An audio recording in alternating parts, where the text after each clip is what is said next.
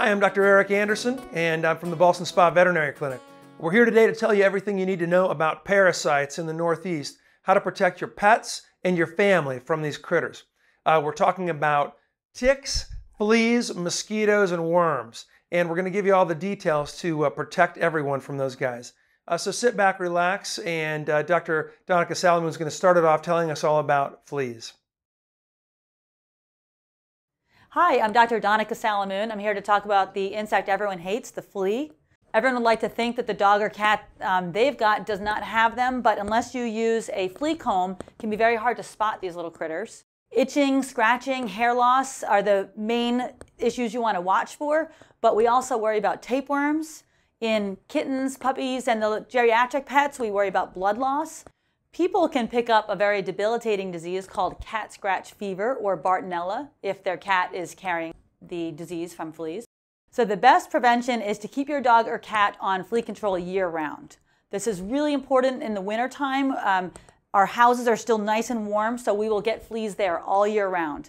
Fleas will lay up to 40 eggs a day, so you can have a huge infestation by the time spring comes. We recommend the Revolution for cats, and we recommend the Activil for dogs.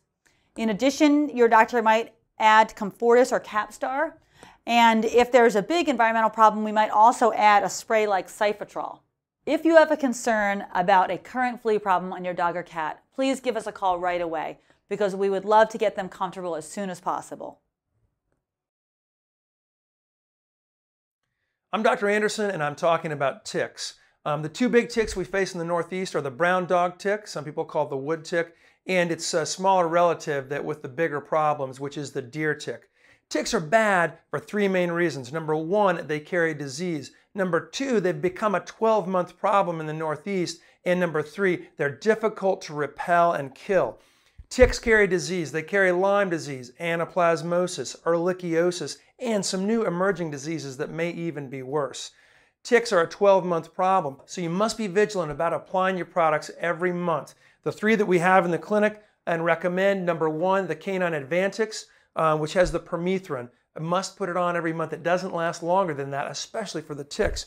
And the second product is the new one, Activil Tick Plus. Same tick component, the permethrin, very effective on ticks, but has to go on once a month. And if you don't like the topicals, consider the Schellinger collar. It's a 6-month collar, very effective on the ticks. Ticks are nasty. They spread disease that can affect us and our pets both, so it's very important to use a product all year round to take care of them. Hi, I'm Dr. Stephanie Smith, and I'm here today to talk about mosquitoes.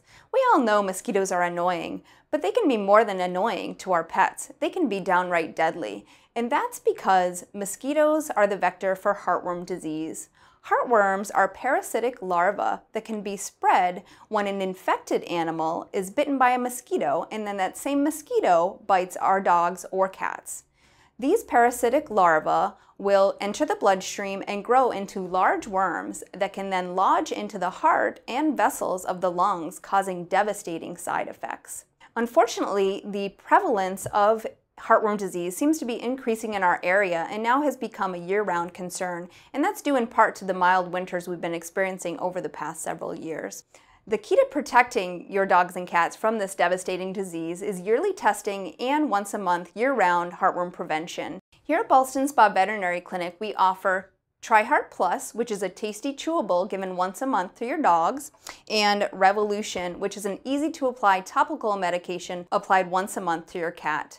To keep your pet healthy and free of heartworm disease, make sure to discuss monthly heartworm preventatives at your next visit. Hi, I'm Dr. Brennan, and I'm here to talk to you about intestinal parasites in our pets. This is a common problem that we see in our pets, and we worry most about things like roundworms, hookworms, and whipworms in our cats and dogs that go outside and eat dirty soil or feces from other animals. We see Giardia, which is an intestinal microscopic organism that dogs and cats can get from drinking out of dirty water like puddles or rivers or lakes. And we do see a lot of tapeworms, which are usually spread either through fleas noise or from eating a rodent outside, which lots of cats and dogs do. It's very important that we check all of our pets once a year with a fecal test, which is where we're looking for those organisms coming out in the feces.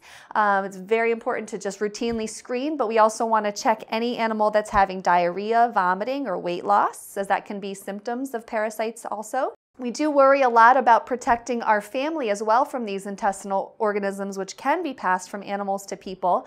Children can get things like roundworms and hookworms just from walking around barefoot in the yard. These larvae can actually get in through the skin and can infect children very easily, so we don't want that to happen. People can also get giardia, which causes bad intestinal cramping and diarrhea, and can be passed from pets to people. So we definitely want to protect everybody, check our pets at least once a year, and make sure nobody's picking up these organisms.